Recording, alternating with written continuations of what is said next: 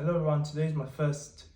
video where I'm actually recording myself talking about the how and why I've decided to start my own podcast,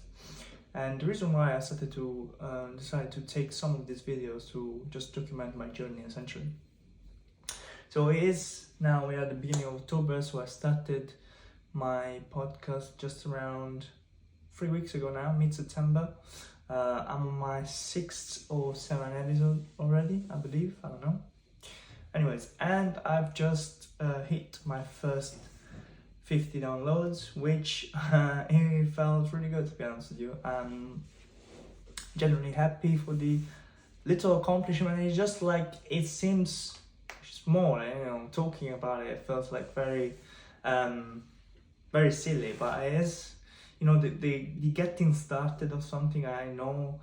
by experience and by knowledge that it is always the hardest part.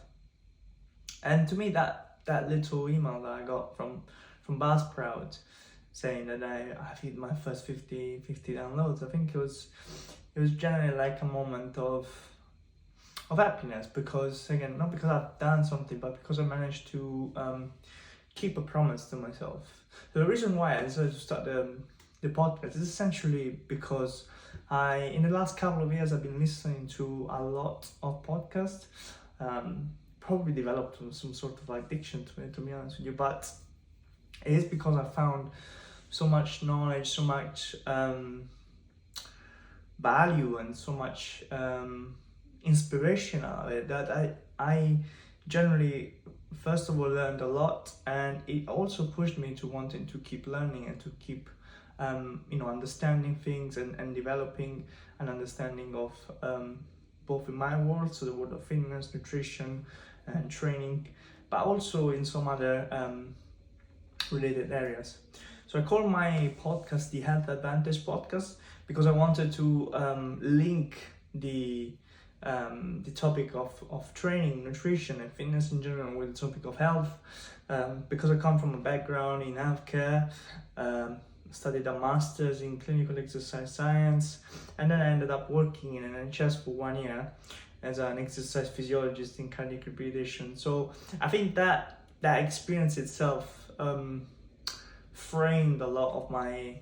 own perception and of my own position in the fitness world. I've always been health oriented, and I will always be, because I've seen what it means to be neglecting our own health, and I've seen it firsthand every day. Anyways, so the point of this video is essentially share with you this little milestone that I hit, and share with you a little bit more of, as I said, like the reasons why I started the podcast is because I've realized that through the experiences, through the years of learning, through my degrees, but also the continuous development that I've done, that I keep doing, and the books and the podcasts and the articles and my writing and my reading, I've come to a fair understanding that I had a lot to share, and then I also would enjoy sharing it with people to try and make obviously more and more people aware, and hopefully more and more people healthier, and that was essentially the reason, and also why I called it the Health Advantage. Now, probably the name is not the best, but again, it was more a matter of getting started, because I generally had this fear of obviously failing, this fear of pursuing what is for me a dream of being able to share my knowledge with as many people as possible, and to be able to impact the life of as many people as possible. And also a bit more selfish one, if you really want to, but to find a different way to earn a living, to find a way to earn a living which is more meaningful, more direct in a way, and also a way where you're not as much enslaved to the decisions of other people. I guess that's why a lot of people obviously opt to run their own businesses, become entrepreneurs, and pursue all sorts of stuff. And it is one of the reasons why I've decided to obviously start the podcast, and on the side now I've come to a fair understanding, which is that I think is good, that I try to not only share knowledge, but also the journey that is taking me to share that knowledge. As I said, I came from a place, which I still have, a place of fear, a place where every episode I put together and invest time in, even though if I'm just at the beginning, I'm just still under the first 10 episodes, so obviously I know that is going to be a long road ahead, and it is going to be like a very slow burn,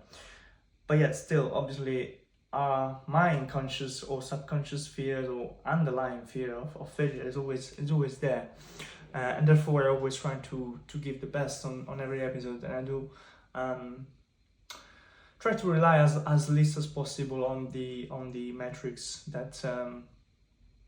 that podcast can give you, and in general just social media in general get you fixated on.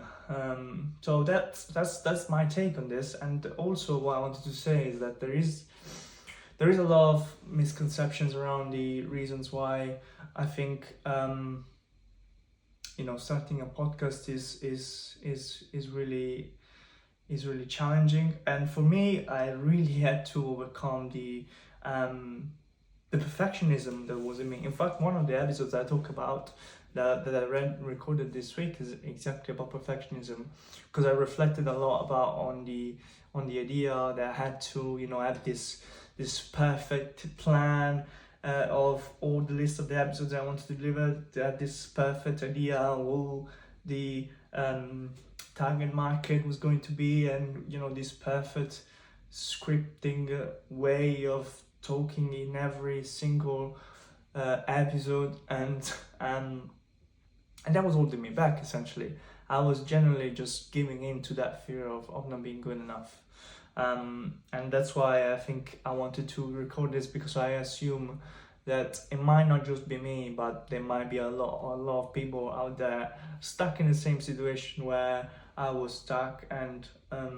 wanting to create content out of sharing their own knowledge. And I have to be honest with you, like I really hope that the things that I share get heard and get seen, but I really invite other people to do so as well, because again, as I said before, with all the podcasts, with all the videos, with all the books that I've read and consumed in the years, I've learned so much. And it just is so natural for us to judge ourselves and to say, oh, what we know, what we do, what we think is not good enough. But actually, if I think about it a little bit, and if all those people that recorded those podcasts, that wrote those books, that wrote those articles, that studied those subjects, if all those people thought the same and did not take actions because of those thoughts, because of those fears, that I would have not have learned, and I would have not developed in a certain way that I have. So I was like, maybe there is something that I can give too, which by holding back, I'm withdrawing it from other people too. So I was like, okay, I'm just gonna try, and it's essentially something that I do enjoy. I've studied psychology in my undergraduate degree, studied sports science, and in psychology I've learned about the difference between intrinsic and extrinsic motivation. It's essentially, if you do something, if you're intrinsically motivated for something, if you pursue something for the pure joy of doing it rather than the rewards attached to it, which is extrinsic motivation, or if you're intrinsically motivated, you are much more likely to, first of all, to stick to that action or to that behavior, and second of all, to probably make it even better than if you were purely doing it just for the reason of, earning or whatever. So I think we are in the era of, we definitely are in the era of content, and we definitely are in the era of attention, and there is definitely always new things need to be learned, and it is a skill, It's probably a set of skills even, not just the one of podcasting, but the one of recording yourself and whatnot. And it definitely did feel overwhelming for me, because I felt like, again, I was not prepared. I did not know enough to start almost like competing in this world of attention and content creation. But again, I decided to just give it a shot, and I really enjoy doing it, and I really hope that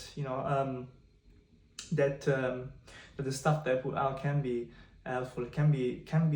reach the people that I think will benefit from it, like I benefited from a lot of the stuff that I found online. And then the final reason is simply the fact that by working with people day in and day out, so I'm a personal trainer, I live in London at the moment, and by working with people, as I said, day in and day out, I realized, that even though there is like a ton of information out there, there is not a lot of first of all, there is not a lot of good information. There is good information and bad information out there, but also, like, even though there is a lot of information, there's still a lot of people that struggle. There's still a lot of people that don't know a lot of things that, for me at this moment in time in my career, are pretty common sense things. So I was like, clearly there is a need still for people to find out. So clearly there is a need for me to start sharing things. And also, the more I share, the more I understand things better, and the more I decide to share something, the more I research, I read and understand things more, which again is beneficial for both me, the clients that I currently serve, and surely the ones that I will serve in the future, or the people that I will work with in the future, wherever my position will be. So again, closing up on this little summary of reasons of why to pursue something new. Whenever we start something new, it always feels scary. Change is always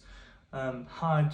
Taking up new behaviors or habits is difficult, and again, it's something that